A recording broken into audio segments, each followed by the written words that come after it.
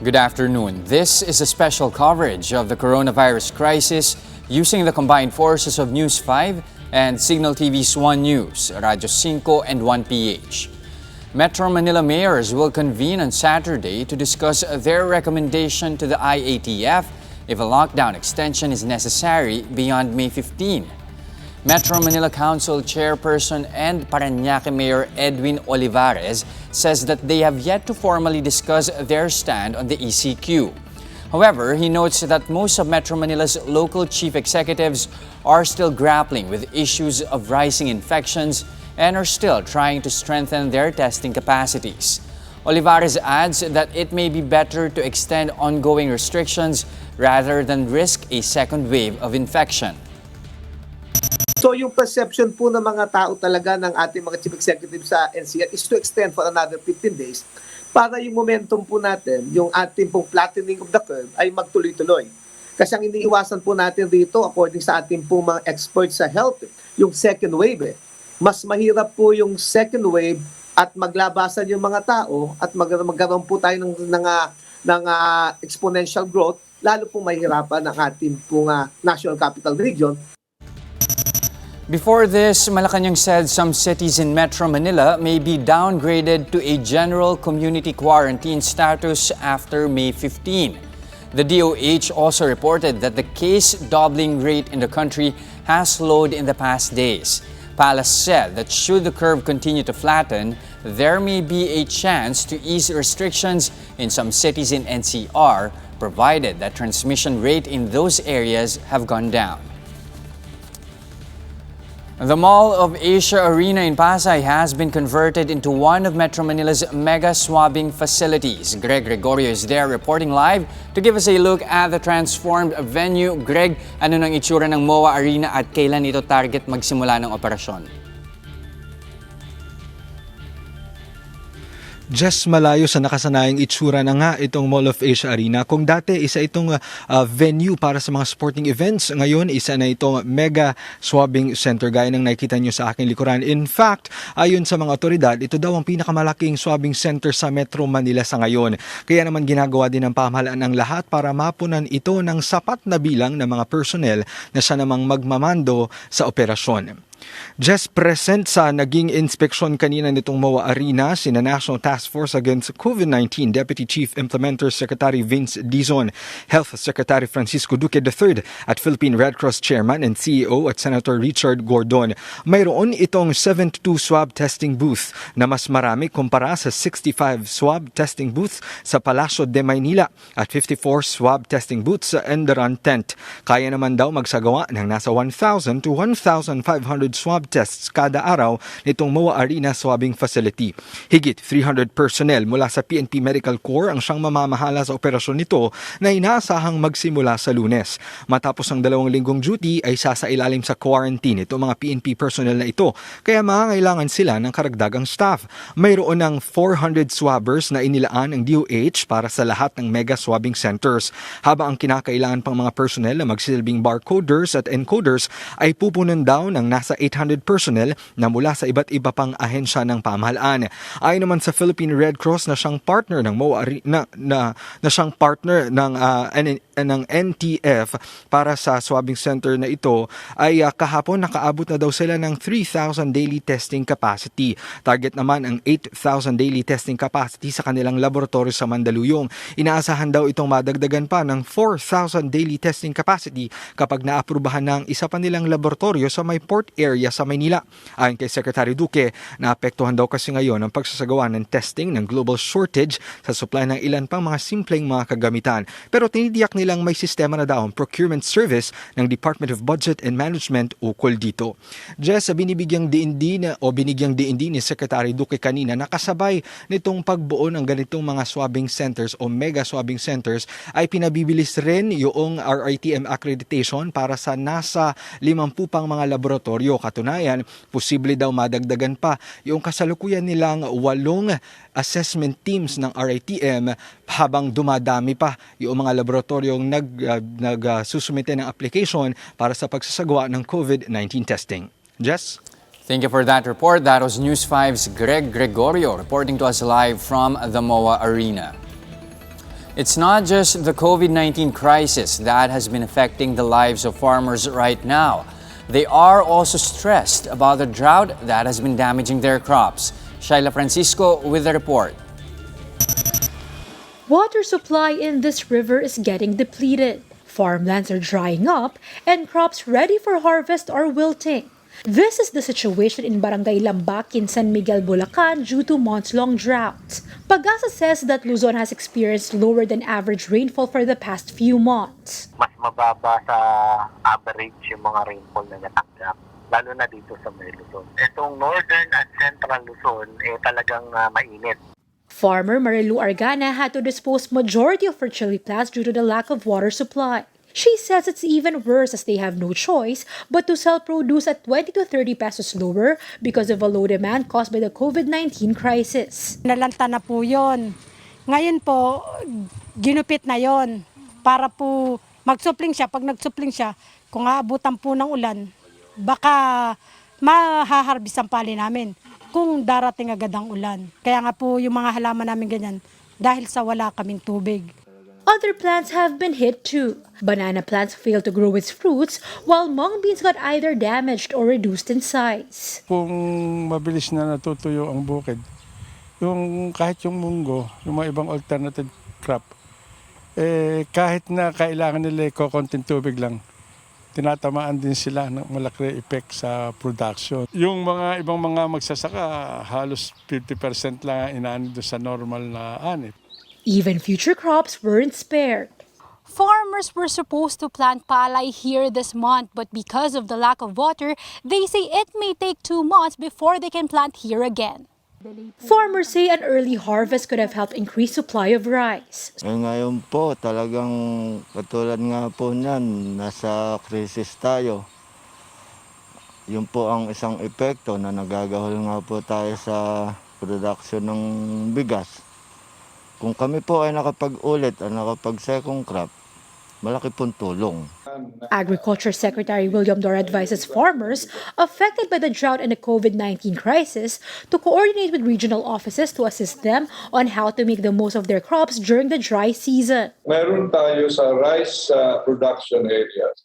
Meron tayong bibigay na certified seeds at saka fertilizer. Buy 2, Tech 2 po ang scheme. Gusto namin paingtingin pa yung ating pamimigay, yung tumutulong naman tayo sa mga apektado na mga magsasaka. Nandiyan po ang mga regional field offices natin na pwede ninyong puntahan at pagpatulong kung anong gusto ninyong tanim muna.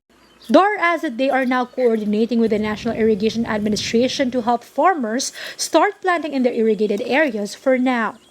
Shaila Francisco, VR1 News.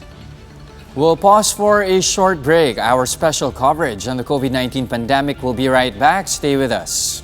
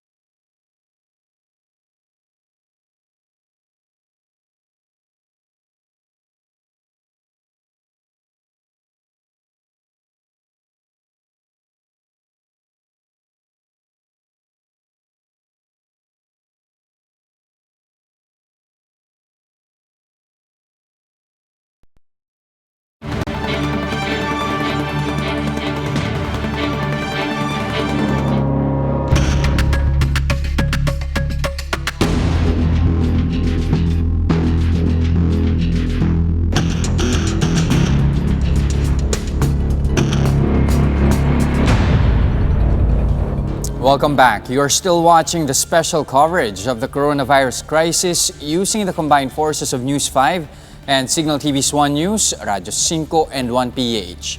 Davao City reopens its borders today for returning residents that have been stranded outside since the start of strict lockdown measures. However, those who are arriving at checkpoints are not complying with the requirements set by the city government. Reporting live from Davao City, we have Jem Avancenia. Jem, anong sitwasyon dyan ngayon? Just nandito tayo ngayon sa Lasang na isa sa mga checkpoints papasok ng Davao City. At ayon nga sa mga otoridad ay simula kaninang umaga ay wala pa silang napapalusot na stranded residents dahil wala silang mga confirmed passes. Simula nga ng alas 6 kaninang umaga nang buksan yung border ay may mga nagtangka ng makatawid ngunit hindi sila pinahintulutan dahil wala silang confirmed pass ng syudad. May mga nasita na susundo raw sana ng mga nasa Davao City at iuuwi palabas ng lungsod. Ang problema, confirm pass lang ng Tagum City kung saan sila galing ang mayroon sila at hindi ng Davao City. Idiniin naman ng otoridad sa checkpoints ang confirm pass na issued ng Davao City LGU ang kailangan upang makapasok ng lungsod. Paglilinaw ng mga opisyal ng LGU, ang borders ay sarado pa rin sa mga non-essential travels. Samantala, 8 karagdagang Wihil as One centers o COVID-19 isolation facilities ang inihahanda ng Davao City LGU. Isa rito ang RMC Petrogas Gym na kayang mag-accommodate ng 48 na pasyente. 128 naman ang kapasidad ng UP Mindanao Sports Complex Training Gym, samantalang 35 naman sa UP Faculty and Staff Housing.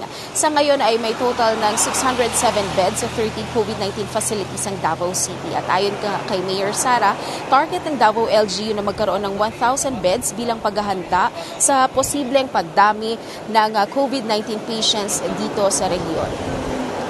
Jess, mamaya naman ay iikot pa tayo sa ibang checkpoints papasok dito ng Davao City upang alamin ang sitwasyon doon at kung meron bang nakalusot ng mga stranded residents mula sa ibang lugar. Jess? Maraming salamat. That was Jem Avancenia reporting live from Davao City. The World Health Organization warns that COVID-19 could kill up to 190,000 people in Africa in the first year of the disease if it is not contained. The WHO says the number of affected individuals in the continent could reach up to 44 million if no actions are done to prevent the spread of the virus. Most African countries have imposed curfews and restrictions on public gatherings and international travel. Despite this, WHO Africa head Matshidiso Moeti warns that COVID-19 might stay in Africa for years unless a proactive approach is taken by governments in the continent. Based on the latest Reuters tally, 47 African countries have more than 35,000 COVID-19 cases and around 1,200 deaths. Meralco customers may expect cheaper electric bills in the coming months as a power distributor cuts power rate this May. The overall rate for a typical household dropped by 0.25 pesos per kilowatt hour, lowering the rate to an 8.75 peso per kilowatt hour this May. This means that if a household consumes 200 kilowatt hours, they can expect their electric bill to be 50 pesos cheaper. Meralco spokesperson Josel Dariaga tells customers have the option to split their total bill from March to May into 4 bills. This is to ensure that customers affected by the enhanced community quarantine can still consume electricity without worrying too much on their bills. Hindi naman din kasi namin pipigilan kung gusto nilang bayaran in full. And they also have that option na utay-utayin ito. So lahat ng leeway ibibigay natin sa mga consumers. Local celebrities mourn the death of veteran Filipino director Peck Galaga. Actors who have worked with him expressed their grief on Instagram after news about his death broke yesterday. Ann Curtis recalls a time when Direk Peque offered her the role of Princess Dahlia in the 1997 fantasy movie Magic Kingdom. She says it was the role that changed her life. Janice de Belen, meanwhile, says Direk Peque was not only a director but also her dearest friend. Janice has worked with Galaga in numerous projects like Chanak, Aswang, and 3 Shake, Rattle, and Roll films. Julian Santos Agoncillo also posted pictures of her with the director, saying she will be forever grateful for the chance she was able to work with him. Galaga passed away yesterday morning in his hometown in Bacolod City due to pneumonia. His family was quick to clarify that he did not die of COVID-19. Among his acclaimed films are Oro Plata Mata and Scorpio Nights. He was 76 years old. That's the latest on the enhanced and expanded community quarantine. For more updates, follow News 5, the Philippine Star and Business World Online. I'm Jess De Los Santos. We are One News.